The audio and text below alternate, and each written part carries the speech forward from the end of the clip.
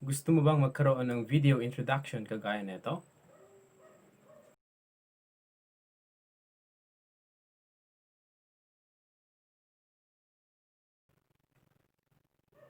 Magandang araw muli mga ka-YouTube and welcome dito sa panibagong episode ng ating video tutorial sa ngayon. So, kung napanood nyo na yung video introduction, ganun po yung gagawin natin. Ituturo ko sa inyo kung paano gumawa ng introduction, kagaya ng napanood natin sa introduction ng aking tutorial. So, importante yung tutorial na to sa mga aspiring video editors or sa mga beginners kasi hindi mo kailangan maging very techy or very into video editing para maging maganda yung effects ng output ng video mo. Gagamit tayo ngayon ng software. Sikat to sa mga video editors, sikat din to sa mga professional na YouTube vloggers. Ang tawag ng application na to ay Filmora. So gagamit tayo ng version ng Filmora 9. Ang Filmora ay isang free software na pwede siyang or downloadable sa internet. So libre lang po siya. I'll include the download link dito sa video description natin ngayon. So without any further ado, let's proceed to my laptop screen. Okay, welcome to my screen. So, nandito na tayo sa computer screen ko and sa mga hindi pa naka-download ng Filmora 9, feel free to download them using this website po, filmora.wondershare.com. And then, punta na tayo dito sa Filmora 9 since na-install ko na siya. Ito po yung version ng aking Filmora 9 dito sa aking computer. Version 9.1.27.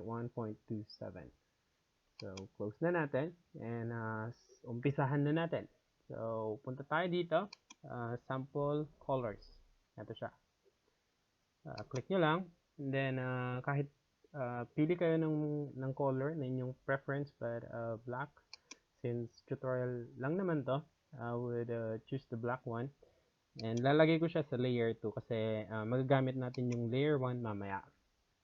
So, black. And then, ngayon naman, gawa tayo ng title. So, click on titles. And then, pili lang kayo ng kahit anong pinaka-default dyan. So, lagay natin sa layer 3. Ayan. So, ayan. Ngayon, double click natin to para ma-edit natin yung title. Ito. Ayan, double click. And then, maglagay lang kayo ng caption. Maaring yung title ng inyong video, title ng inyong channel, or kahit ano. Ako, lalagay ko lang yung pangalan ng aking channel, Asmon TV. And then, yung gusto kong font is yung impact. Madaming choices dito. Pero ako, I'd choose impact with 150. And I'll put that in bold. So, and click ko lang yung OK. And nandito na yung output. So, ayan. Click nyo lang dito or dito. Gagawa ngayon ako ng snapshot. So, click ko yung snapshot. Ito, parang camera. So, yung shortcut daw is Control Alt and then S. Pero, click ko lang to. So, ayan, parang print screen or screenshot yung snapshot. So, since meron na ako nito, hindi ko na kailangan yung dalawa dito.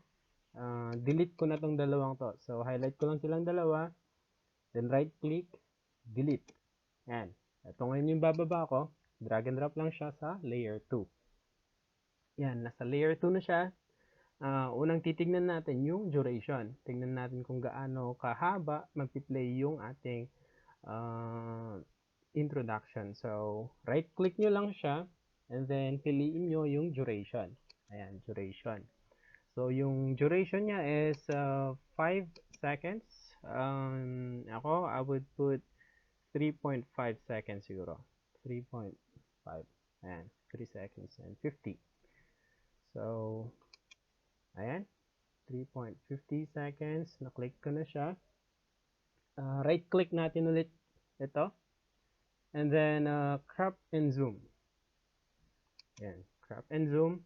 And then, punta tayo ng pan and zoom. Ito. Click nyo yung pinakagitna. Ito. Ayan. And then, i-drag and drop nyo to. sa pinakamaliit na posibleng detalye. Ayan, ito na yung pinakamaliit din. Ilagay din natin siya sa pinakasentro. Ayan, sentro na siya. Then, click natin yung okay. Ngayon, i-play natin. Ayan, nag-zoom na siya. Unfortunately, hindi fully zoom out yung aking yung letter O kasi yun yung pinagitna na sinentro ko kanina. So, okay lang yan. Gawa tayo ng panibago. Snapshot lang natin tong pinaka-end. So, snapshot. Ayan. Then, ilagay natin sa dulo. Yan. Dugtong natin. Yung duration niya, right click, duration. Punta tayo ng duration. And then, lagyan natin ng siguro 1.20 seconds. And 1.20. Ayan. 1.20. And then, gawin natin ulit yung ginawa natin sa una. Right click, and then crop and zoom. Ayan. So, punta tayo ng pan and zoom. Click natin yung pinakagitna ulit. Then, ayan. I-resize natin siya sa pinakamaliit. Ayan. As much as possible, hindi kita yung white na font. So, ayan. Click nyo lang ang okay. Ngayon, try natin siyang i-play. Para i-play siya, drag and drop nyo dito sa pinakauna.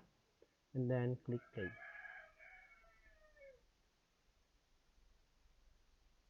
Ayun. So, okay na siya. Nag-fully zoom out yung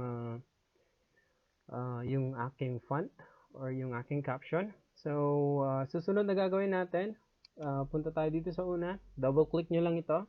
Double-click, ito yung lalabas. So, under image tayo.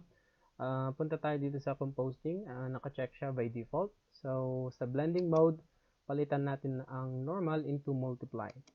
Yan lang po. And then, ganun din sa susunod. Right, double-click nyo lang siya. Punta tayo ulit sa compositing. Palitan yung normal into multiply, then click OK. So, kung i-play nyo siya, walang magpapakita. Kasi nga, wala pa yung main video natin. Kasi ito yung pinaka-caption.